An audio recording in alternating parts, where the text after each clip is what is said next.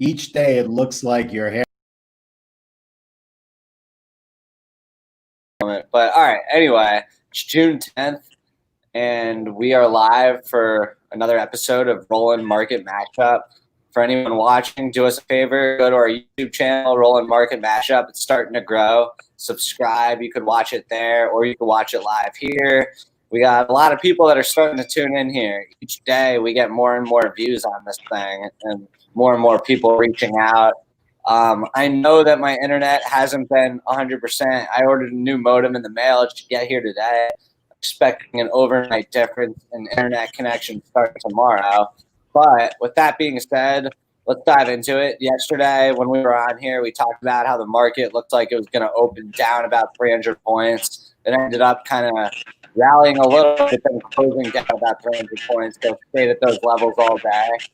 And in my opinion, it was almost due for a little pullback. It'll be interesting to see what happens today. I know a lot of people are waiting for the Fed to come out and say whatever they're going to say. But, Dad, I'll throw it to you. Is there anything you're looking at specifically today? Well, I don't move around that much from names, that we've spoken about in the past. I'm a long-time holder of Apple and Microsoft, and they're kind of the anchors of my portfolio. And after a while, if you hold these things long enough, you can't even sell them because the capital gain is too high. And days like yesterday kind of save your day because Apple was up huge and Microsoft did a good job too. It's unbelievable how high that stock has gone in the last decade. And every time I think it's gone too far, there's another reason not to sell it. So I just kind of throw my arms up on Apple. But having said that, I think Penn is starting to look interesting again. It's dropped about 20% from the high, and it looks like it's got a small bid today. So maybe the worst is over short term for Penn, PENN. And I'm looking at a couple other names, but you got the chart of Penn in there? I do. Yeah, it's been a rocket ship up until 40. And then, there are a couple of good reasons for it to come in. Still on the news due to opening of the casinos and a couple of sell recommendations, which really weren't sell recommendations, just more valuation calls. But, down here, it looks a little more interesting than it did a few days ago. So yeah, I went hard on that after hours yesterday. I got back in long term with Penn. Yeah, it's trading 32.6577 right now. So it's up a little bit from the close. I wouldn't chase it too far, but I am looking at that again. And Yeah. Go ahead. No, I was going to say, it's interesting that you started off talking about Apple, Microsoft, those big stocks, because if yesterday is anything like what it's been like the last month and a half, I would assume you might see another really strong day in those names. And, Microsoft looks like it might be trying to break out to 200. Apple is just in la la land right now, but Amazon's been getting a lot of upgrades, and these are the companies that have kind of been stagnant for the last few weeks while all these other non-stay-at-home stock, the reopening bull case has kind of taken over the narrative. So I kind of expect the next 2 days for those stocks to continue to lead the market, and that's where I'm not necessarily going back to the reopening of the economy name today, because I think it's a few days at a time. Each sector gets its momentum before it rotates. If the last month and a half repeats itself. Yeah, and Apple did get an upgrade today. I think it was Deutsche Bank with a 345 price target. So there are, reasons for the stock to be moving higher. They're making their own chips, I believe, for some products, taking it away from Intel. And that's been out for a while, but I think that's actually happening. There's always something going on at Apple. I think we have to also keep in mind the whole notion of, I know investors are a lot of times hesitant to get into a stock when it's at an all-time high. I think we're in a new era, and we have to keep in mind that this could be a secular bull market that has a ton of room to run from here based on what the Fed just did, the economy reopening sooner than expected, and just that we've been in a bull market and obviously had quite the correction. People can call it a bear market, anything they want, but I'm personally under the mentality now that I'm not looking at stocks and being afraid because they're at all-time highs, like a Home Depot, for example, which I got in when it was at 250, and that thing has more room to run. And I think the same can be said for the Apples of the world, where when you look at what Apple's set up for the future with healthcare and wearables, they're going to be a $500 stock before we even know it. So I don't think for any of our watchers and listeners here, don't just be afraid to jump on a stock because it's too high based on history. That doesn't mean anything. We're in a different world. So I think a lot of times people are hesitant to jump on something because they think it's at an all-time high, and they might cost themselves a lot of money because it's only an all-time high until it gets to a higher point, and then there's a new all-time high. And the fact that you mentioned that is good, Mike. And another thing to add to that is lately there's been a tremendous amount of buying in cheap stocks. And cheap, I mean, not that they're a value play, but that they're just like under $10 or under $5. And people say, this is my best way to, be launched. I'd be real careful with those names. I think that it's getting a lot of hype right now, and many of them are on the verge of bankruptcy or going bankrupt, and just way too much speculation. I mean, Danny played Hertz on the short side. He was able to cover it and make nice money on that. And then look at CAR today again. Like we brought up yesterday, it's up huge going into the day. KAR. I loaded up more on that yesterday on the dip because when we see where auctioning's going with cars, people are buying cars on the cheap for road trips. So when you see the issues with Hertz, it's obviously a strong indicator to go hard on car buying. Used car buying, that is. Well, you're dead on about cheap stock. So that's why I like the staples even more as at least short-term great growth plays, not just value plays. When you look at the Home Depots and Dunkin' Donuts, I'll be buying more Dunkin' today.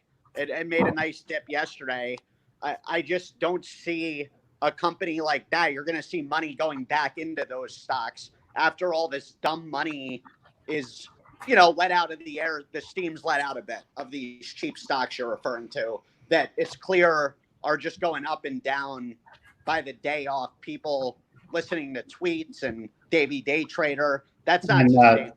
And the other thing they're listening to is this Twitch TV, which they have the stock guy, and then people are throwing names at him all day long, and they just mention a name and it jumps 50 cents. And Reddit, all these Reddit forums. You have all these trolls that take on a new leg. We know how big trolling is. Well, a lot of times, unfortunately, investors will pay attention to trolls on subreddit forums that think they might be experts, and then you have luck and coffee scenarios pop out where a guy loses his entire fortune on one stock.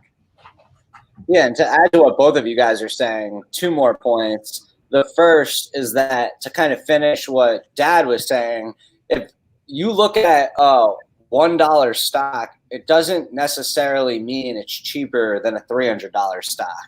So if you buy 300 shares of a $1 stock, it's the same as buying one share of a $300 stock. So that's a false thought process that by buying a $1 stock, you're somehow getting something cheap.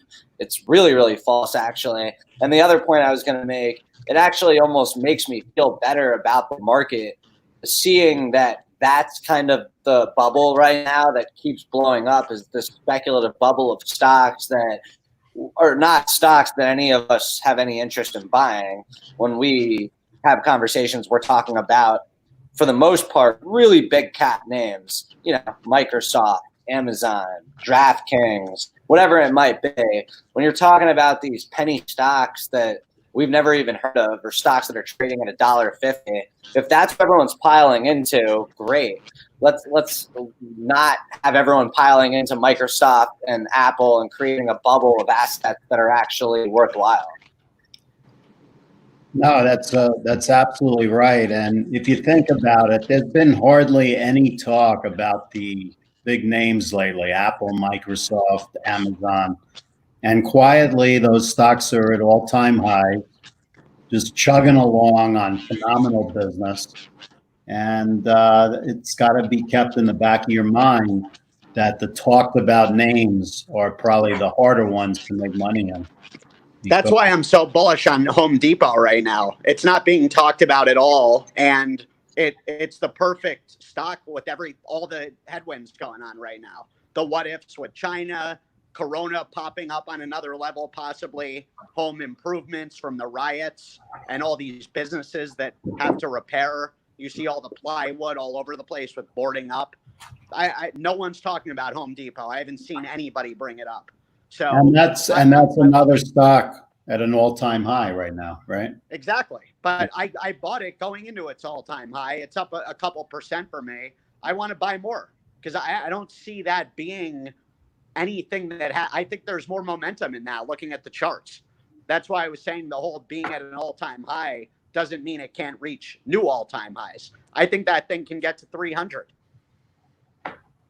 Yeah, I don't think it's a bad strategy to take some profit out of some of these names that are a little bit more speculative, like airlines, and throw them into companies that are going to be not only around but thriving over the next decade, 20, 30, 40 years. And, there's a healthy list of companies that, in my opinion, you could feel pretty good about having your money in for the long term. And there's a lot of companies that you can't really say that about. Right. And if you want to build a portfolio, these are the anchors that you want to have in your portfolio. And, it's important to be doing that, to be thinking about how am I going to be making money going forward when rates are going to be so low for probably the next decade. You're not going to make any money keeping your money in the bank.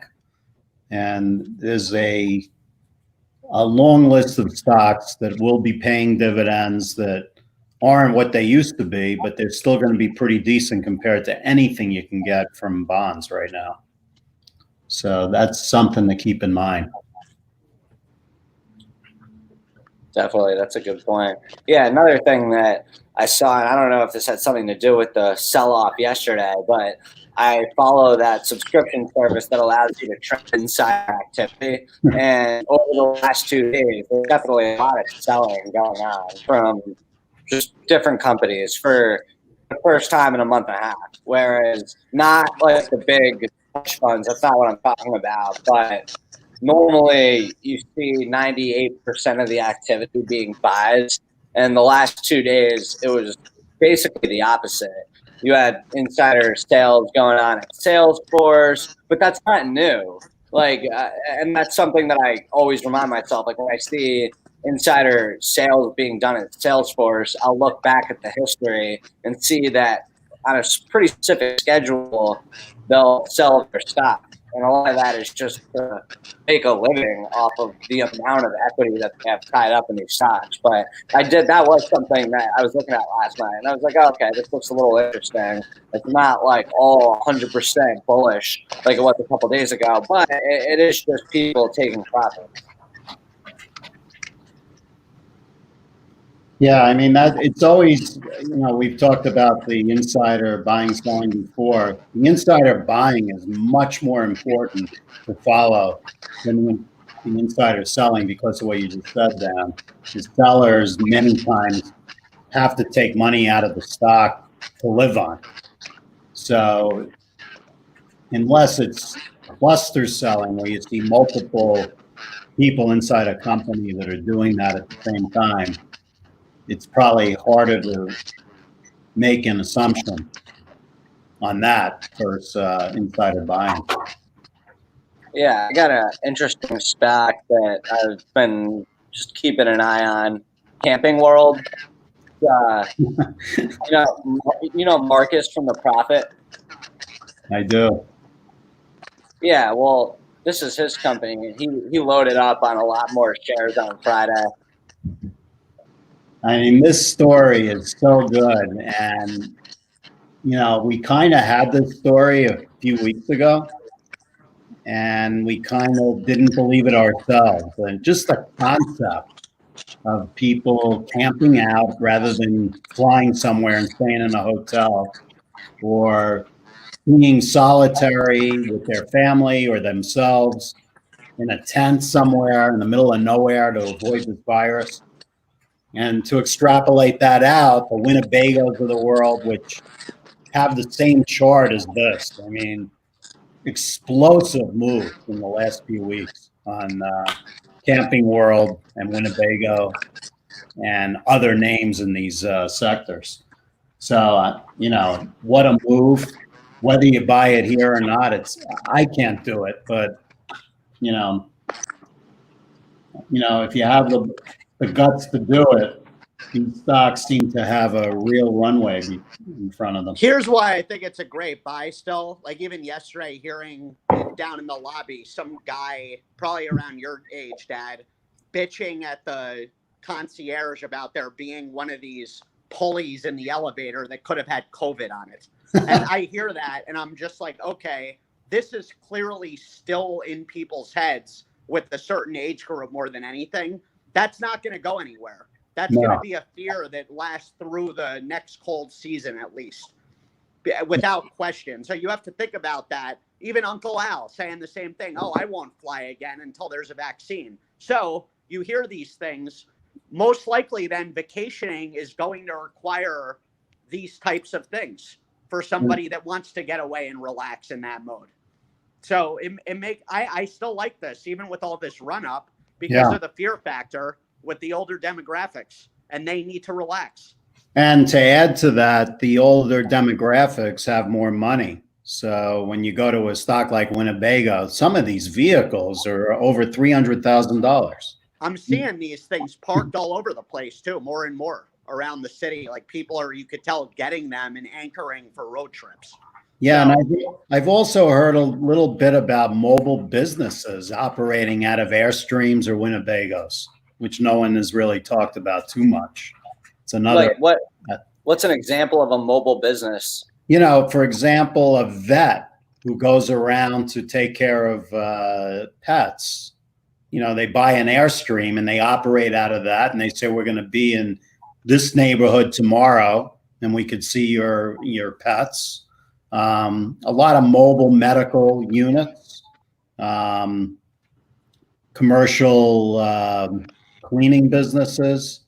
There's quite a few businesses you could think of that would use these vehicles rather than have. But then when you think of a teledoc there, I know they've already run up a bunch, but isn't that also a winner in this type of talk? When you have Mike, what's people. The ticker? What's that? What's the ticker? I don't know what the ticker. I think is it Tele or T-Doc? I don't know. I'll try and find it's the video doctor service. But I got it. Here we go. See, that comes to mind with this type of conversation, because you have people that are going to need on-demand healthcare from their phones and laptops when they're on vacation. Say somebody 70 years old on a camping trip, they get sick, they need to be in touch with their doctor. That's where we're headed. And you've got to think that's going to be a company like this. If I'm them, I'm looking into acquiring the app Heal, the on-demand app that allows doctors to show up at your residence to take care of you with a checkup. So I think this is a great look here that has way more room to run, because this is the world we're in. I don't see that being a trend. I think that's here to stay. I'm Interesting. sorry, I Yeah. don't see that being a fad. I see that being a trend that's here to stay. Yeah, I don't disagree with you, Mike. You know, many times you go to a doctor because you need, you know, something refilled, and you get so pissed off. Why do I have to go just for that? And that's a perfect example of why you But would. guys, I think we could even take something from our space with food delivery. When you look at how that's expanded the last decade, let's think about that with healthcare, right? When you see CVS bought Aetna and you see these Teladoc companies, the Heal companies, where are we heading with that? Where CVS could have a network of working with local pharmacies to be able to do deliveries in one-off markets, in, you know, for camping trips and wherever people are in the middle of the country. If anyone is looking to gamble, and again, I'm not saying to do this, but I'm saying that Grubhub is definitely going to get acquired by Uber. It's going to probably take another month and a half to 2 months, and it's definitely going to be at a price way higher than $57.92. My guess is $75 a share. Dan, I don't think that's a gamble at all. I think you're dead on there. I was looking at that this morning myself. I'm buying Grubhub actually this week, even though we're in the space so neck deep. It's obvious, no matter what, when we saw the Delivery Hero rumors, all that made me think was I'm bullish on Grubhub because they're going to get more value now in a sale, in a bidding war. I don't even think those rumors are real. I think that was a way to get Uber's attention, and it worked. And you're going to see them getting a better deal out of it. Yeah, I mean, I think there's no chance that deal gets blocked, and it will happen. But I wouldn't say it's a guarantee that it happens at a higher share. I think there's a lot of smart money that, you know, follows those things. And if it was a guarantee, it'd be trading a little closer to that. But Uber, keep in mind, needs that deal. Like, for their shareholders and what they're doing with Uber Eats, they need this deal to happen just as much, if not more, than Grubhub. And to add to that, Maloney, the CEO of Grubhub, he's kind of a shark when it comes to the way he negotiates. He's not going to just hand over the company. So I think he is going after a really high price, and whether or not he gets it, time will tell. But I definitely see that happening higher than it is here. I also want to bring up, I know I've been talking about them a bit, Seattle Genetics, but yesterday they had a conference with Goldman Sachs. I actually watched it last night when I got home. And I'm telling you, this company is up to big things. I mean, Goldman Sachs they have some price targets at north of 250. You look at where it's at right now. They're leading the space in cancer treatment. And one of the big things that they were saying on their conference yesterday was that they're now big enough market cap size to acquire anybody that wants to try and enter that space. So they basically are committed to being the leaders in cancer treatment space. They said that they're going to have at least 4 mainstream drugs that are everywhere within the next couple of years. And I mean, you can go and check out the conference for Seattle Genetics and listen to it and form your own opinion. But Dan, I'm long a lot of that with you. So let's see this thing get back to over 160 at least here. That would be great. Yeah, I mean, it looks like it did good consolidation on the chart and came down to the 50-day, and now looks like it's okay. I mean, it's not a bad chart formation. Stock is up about $4 today, though, right? It seems like it also, looking at yesterday, it seemed like there was some support around a little under 150 there in the 149 range and change. So I noticed it quickly bounced off that lows yesterday. So that's something to keep in mind there. Guys, pull up CRUS because that was, I want to start going over the stocks today. That's my pick of today. Okay, and we'll pull that up real quick. Maybe you could talk about this for a quick second, just based on your experience of working on Wall Street. But the way I kind of understand it is when a firm like Goldman Sachs decides that they really like a company and want to be bullish on it, they start shoving it down all their clients' throats. And then, you know, you possibly see a lot of bid orders going in. It doesn't take long if they create that narrative for a stock to start really getting into bull mode. Is that true, or is that not really how it is? Look, when a big company like Goldman has a conference and they invite, you know, a lot of institutional investors to that, that's going to have a very positive effect as long as the conference is positive. You know, sometimes you have these conferences and the presentations are horrible, and then everyone goes home and decides to sell the stock. So, you know, it really depends what came out of the conference. But longer term, Goldman's motive is most likely to get a lot of M&A activity out of this company. They see, you know, tremendous, you know, possibilities for Goldman to make money doing mergers with this company. So if they are the banker to this company, which I don't know if they are or not, that's their motivation in the long run. In the short run, get everyone interested in the company, and they know all the players. And is there usually a certain timeline that elapses between when a conference will happen before there starts being some either upgrades or downgrades that happen that follow the conference? There's almost no there's no time. It usually happens immediately. You will Gotcha. see upgrades, downgrades after a conference if something new is said the next day or that night, because the analysts are all over it.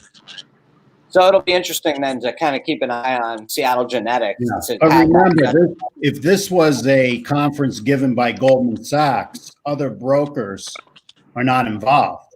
So only Goldman would have something to add to it from the conference. But the people that own the company and, you know, the institutional investors who are at that conference are going to move the stock up or down based on the conference. But when a company gives its own presentation and invite analysts, that's when you get all the upgrades, downgrades after a conference. So go ahead, Mike. CUS, is that the symbol? CRUS. CRUS. Yeah, I like this chart a lot. I mean, it's a really nice chart. The 50-day went above the 200-day. It's down at the 200-day a few days ago, which was 68.42.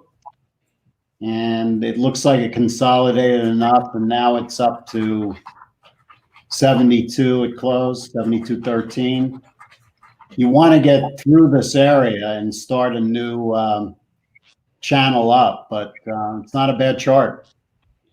I also, when you look at their whole portfolio, I think there's a lot of runway with that story and company. And I'm going to be dabbling in that and monitoring it. I figured it would be an intriguing thing to bring up on here. And I just started doing some homework on it last night. So I'll be buying that at the opening this morning. Mike, real quick, what do they do? They are basically... Hello? Lost Mike there. Dad, do you know what they do? You know, I used to look at this company. They're in the semiconductor business, but I don't know exactly what they do as far as their involvement, but it's a semiconductor stock. It's in that segment. They're a chip maker, an audio chip maker. So I believe Apple is actually their largest customer at the moment. And who's their largest customer? You know, microchips, audio microchips. Got it. Danny, what's your stock of the day? So I like I was saying, going back to the strong names, I think you're going to see companies like NVIDIA, Microsoft, Apple, Amazon all rally hard this week. I already own a lot of them. I might go heavy on a stock like Microsoft to try and ride it to 200. But like I said, I'm already really heavy on all those stocks. But those are the types of stocks I like today and tomorrow and really throughout the rest of my life. So let's just call it NVIDIA, NVDA.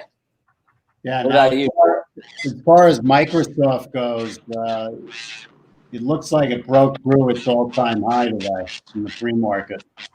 And that'll make it interesting. I'm going to throw a new one, a name we haven't mentioned yet in the last couple of weeks. And it's an old name that I used to trade. And it's IBN, which is not IBM. It's N as in after Indian Bank, right? it's the I like it. ICICI Bank. If you look at the chart on this thing, it's kind of been ignored for the most part. It came all the way down to 686. It's trading at 923 right now, but the chart's not bad. It's a real speculative play on India. And I'd rather buy it down here than where it was 6 months ago, around 15. And you got to like India long term. I mean, they're a democracy. They've got so many bright people working on so much out there with startups. And, it just seems like their infrastructure is finally catching up. I like that. Yeah, the only problem with India in general is they have no money. They got For now, they don't have any money until they do. Yeah. They have a lot of money coming into India. And I'm pretty sure they're getting demolished by the coronavirus right now. They are. But, and that's one of the problems. And, I think the hope is just going to be a lot of stimulus like here. And they're just behind us. But I don't know where the money's coming from. That's the problem. So, Dad, real quick, and we'll hop off. I know you mentioned I followed you with AA and Saber and Penn yesterday after hours. Yeah, what are your thoughts there? Yeah, I still like Alcoa. I think that, like Danny said, we might be in for another couple of days of the rotation, but I think they're going to come back to Alcoa, which is AA. And Sabre is just a more conservative way to play these airlines. The airlines are still down today, but if you're going to play them, I'd rather play them indirectly because of the volatility in them. So Sabre is another way to play the airlines. And where are you looking, Penn? What kind of limit order are you placing there for a sell? For a sell? Well, no, I'm not looking to sell. I'm looking for the levels to pick up more. We picked up more after hours yesterday. Yeah, I mean, for a day trade, you could sell it anywhere above 35, but I'm looking for this stock to get back to the highs again. Not right away, but mid-range. Well, let's make some money, everybody. Yeah, well, one quick thing, Matt, when you talk about the India Bank, you're not recommending that as like a swing day trade as much as possible. Okay, yeah, I just wanted to. Yeah, this is not a stock that you buy today and tomorrow you're selling it at 11. I mean, it could happen. Yeah, good clarifying that. Do not day trade an Indian bank today, folks. Yeah. It could be bad. It's called ICICI Bank, if anyone wanted the name of it. IBN. Yeah. I got the ticker pulled up on our chat here for anyone to look. But all right, that wrapped it up. So hopefully we have a good day. Take care, everyone.